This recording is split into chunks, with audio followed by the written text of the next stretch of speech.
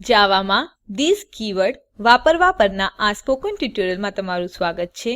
આ ટ્યુટોરીયલમાં આપણે શીખીશું થિસ કીવર્ડ વાપરવા વિશે, થિસ કીવર્ડને ફીલ્ડો સાથે વાપરવું, થિસ કીવર્ડને કન્સ્ટ્રક્ટર્સની શૃંખલા બનાવવા માટે વાપરવું. અહીં આપણે વાપરી રહ્યા છીએ ઉબુન્ટુ આવૃત્તિ 11.10, જેડીકે 1.6, એક્લિપ્સ 3.7.0. આ ટ્યુટોરીયલના અનુસરણ માટે તમને જાણ હોવી જોઈએ કે એક્લિપ્સની મદદથી જાવામાં કન્સ્ટ્રક્ટર કેવી રીતે બનાવવું. જો નથી તો સંદર્ભિત ટ્યુટોરીયલ માટે અમારી વેબસાઈટનો સંદર્ભ લો. હવે આપણે થિસ કીવર્ડનો ઉપયોગ કરવાનું જોઈશું. કન્સ્ટ્રક્ટરની અંદર થિસ એ વર્તમાન ઓબ્જેક્ટનો સંદર્ભ છે.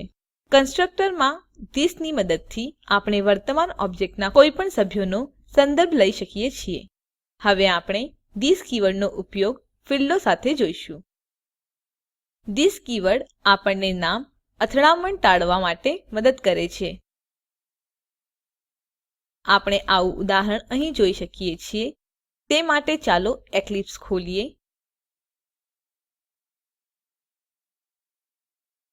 પહેલાના ટ્યુટોરીયલમાં બનાવેલ સ્ટુડન્ટ ક્લાસ ખોલો.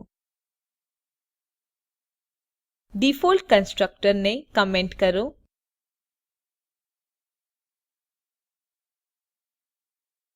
વન પિરામિડ સાથે કન્સ્ટ્રક્ટરને કમેન્ટ કરો.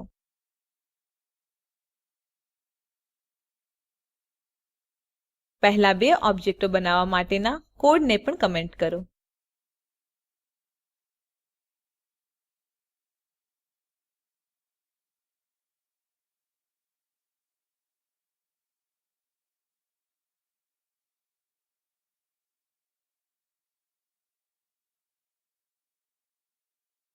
હવે પેરામીટરાઇઝ્ડ કન્સ્ટ્રક્ટરની નોંધ લો.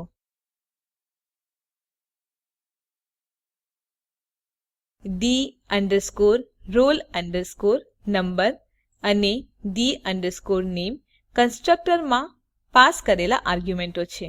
roll_number અને name ઇન્સ્ટન્સ વેરિયેબલો છે. હવે ચાલો આર્ગ્યુમેન્ટોને roll_number અને name માં બદલીએ.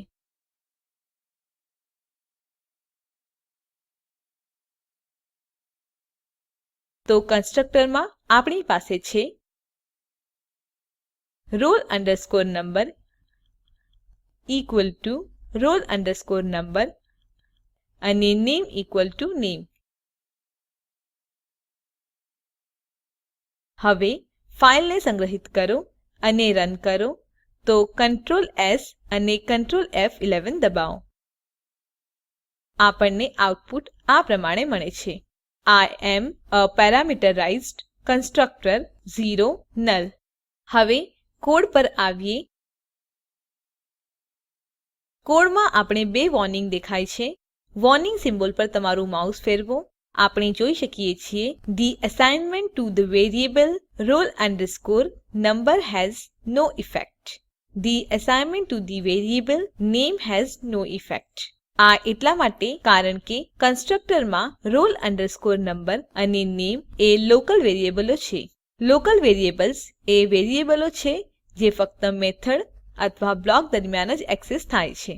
અહીં roll_number અને name એ 11 અને રાજુ થી ઇનિશિયલાઇઝ થશે કારણ કે આપણે કન્સ્ટ્રક્ટરમાં વેલ્યુ 11 અને રાજુ પાસ કરી છે. પરંતુ જેમ તે કન્સ્ટ્રક્ટરની બહાર આવે છે તે એક્સેસ થશે નહીં. ત્યારબાદ roll_number અને name જે આપણે જાણીએ છીએ તે ઇન્સ્ટન્સ વેરિયેબલો છે. તે 0 અને null થી પહેલાથી જ ઇનિશિયલાઇઝ થયા છે જ્યારે કે ઓબ્જેક્ટ બને છે. તો આપણને આઉટપુટ 0 અને null મળ્યું છે. હવે ચાલો કન્સ્ટ્રક્ટરની અંદર નાનો ફેરફાર કરીએ. તો ટાઈપ કરો this dot roll_number equal to roll_number અને this dot name equal to name. હવે ફાઈલને સંગ્રહિત કરો અને રન કરો તો Ctrl S અને Ctrl F11 કી દબાવો. આપણને આઉટપુટ આ રીતે મળે છે. I am parameterized constructor 11 અને રાજુ. આ એટલા માટે કારણ કે this dot roll underscore number, this dot name A instance વેરીએબલો roll underscore number અને name ને સંદર્ભ કરે છે અને અહીં roll underscore number અને name એ મેથડમાં પાસ થયેલ આર્ગ્યુમેન્ટો છે. લોકલ અને ઇન્સ્ટન્સ વેરીએબલો વચ્ચે અથડામણ ટાળવા માટે આપણે થિસ કીવર્ડ વાપરી રહ્યા છીએ. હવે આપણે કન્સ્ટ્રક્ટરની શૃંખલા બનાવવા માટે થિસ કીવર્ડનો ઉપયોગ કરીશું. આપણે કન્સ્ટ્રક્ટરમાં થિસ કીવર્ડનો ઉપયોગ બીજા કન્સ્ટ્રક્ટરને કોલ કરવા માટે કરીએ છીએ. કન્સ્ટ્રક્ટર એ જ ક્લાસમાં હોવું જોઈએ. આને એક્સપ્લિસિટ કન્સ્ટ્રક્ટર ઇન્વોકેશન કહેવાય છે. તો ચાલો પાછા સ્ટુડન્ટ ક્લાસ પર આવીએ જે આપણે બનાવ્યો છે. હવે કમેન્ટ્સ રદ કરો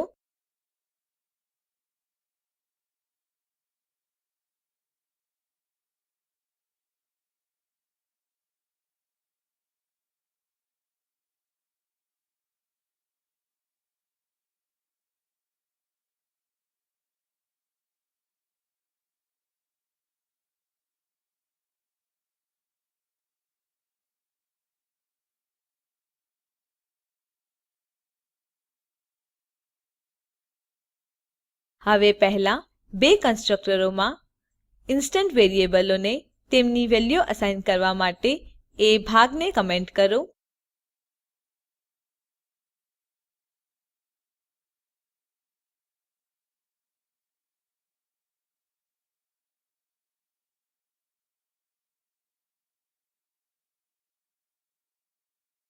ત્યારબાદ એ ભાગને કમેન્ટ કરો જે બીજું અને ત્રીજું ઓબ્જેક્ટ બનાવે છે.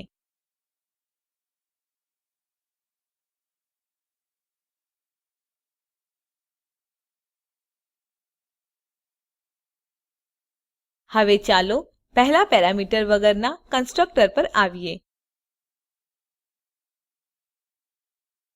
કર્લી કૌંસ પછી ટાઈપ કરો થિસ કૌંસમાં 11 અને અર્ધવિરામ. બીજા કન્સ્ટ્રક્ટરમાં ટાઈપ કરો થિસ કૌંસમાં 11 અલ્પવિરામ ડબલ અવતરણ ચિહ્નમાં રાજુ અર્ધવિરામ. હવે ફાઈલને સંગ્રહિત કરો અને રન કરો તો Ctrl S અને Ctrl F11 દબાવો. આપણને આપેલ પ્રમાણે આઉટપુટ મળે છે. I am a parameterized constructor. I am a constructor with single parameter. I am default constructor. 11 અને રાજુ. હવે હું આઉટપુટ સમજાવીશ.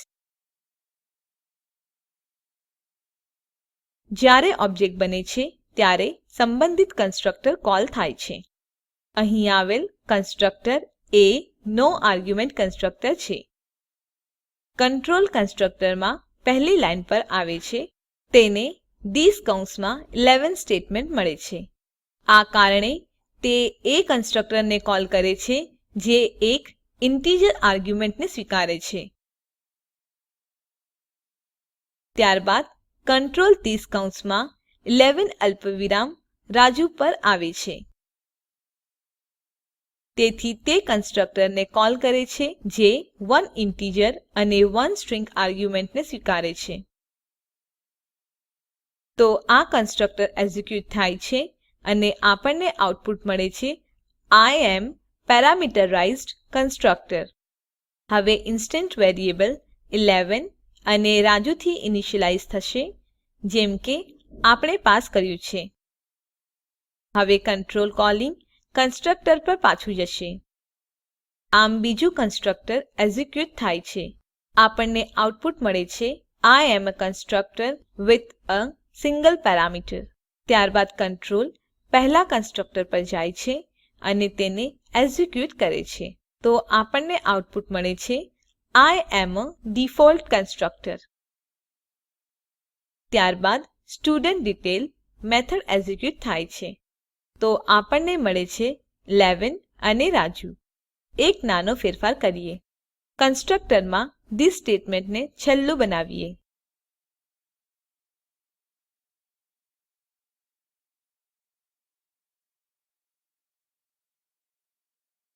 આપણને કમ્પાઈલર એરર મળે છે. એરર સિમ્બોલ પર માઉસ ફેરવો. આપણને એરર આપેલ રીતે મળે છે. Constructor call must be the first statement in the constructor. તેથી આપણે તેને કન્સ્ટ્રક્ટરની પહેલી લાઈન બનાવવી જોઈએ.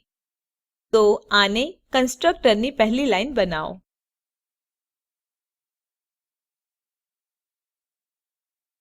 હવે આપણે જોઈ શકીએ છીએ કે એરર જતી રહી છે.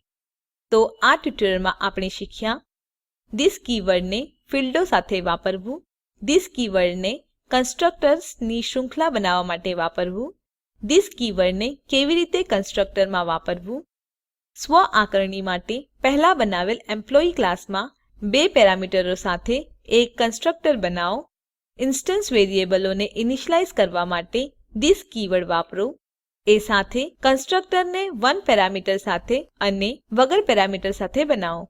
ટ્યુટોરીયલમાં સમજાવ્યા મુજબ થિસ ના મદદથી કન્સ્ટ્રક્ટરની શૃંખલા બનાવવાનો પ્રયાસ કરો. સ્પોકન ટ્યુટોરીયલ પ્રોજેક્ટ વિશે વધુ જાણકારી માટે આપેલ લિંક ઉપર ઉપલબ્ધ વિડીયો જુઓ. તે સ્પોકન ટ્યુટોરીયલ પ્રોજેક્ટ માટે સારાંશ આપે છે.